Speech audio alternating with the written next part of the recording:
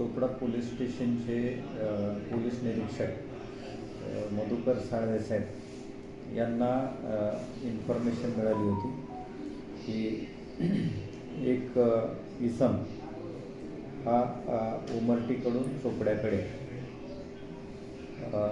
गांजा येत आहे आणि त्याच्याकडे गांजा आहे.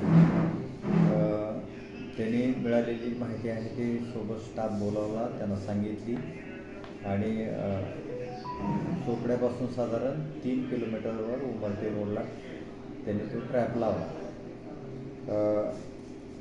साधारण 12 वाजताच्या आसपास तो इसम मोटरसायकलवर येत होता.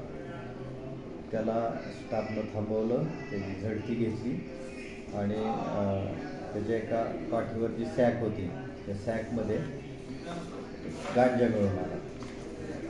साधारण 1 किलो 168 ग्रॅम गांजा 15,000 रुपये किमतीचा त्याच्याकडे मिळालेला आहे. त्याचसोबत 80 काळ्या रंगाच्या गोळ्या म्हणजे चरस गोळ्या, त्याचं वजन आहे 72 ग्रॅम.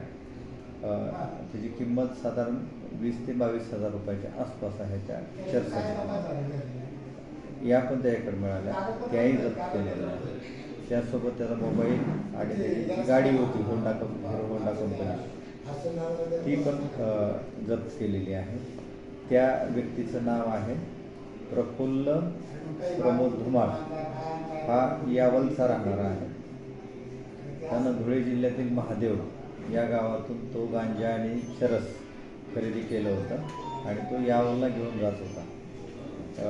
आरोपीला आम्ही ताब्यात घेतलेला आहे आणि आरोपीला अटक करून पुढची कारवाई चोपडा शहरचे पोलीस करत आहेत.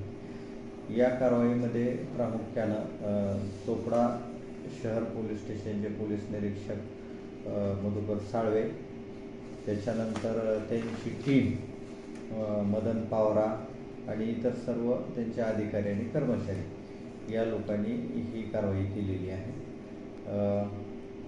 या चालू वर्षातली ही गांजाची आमच्या चोपडा उपविभागातील ही पहिलीच कारवाई आहे.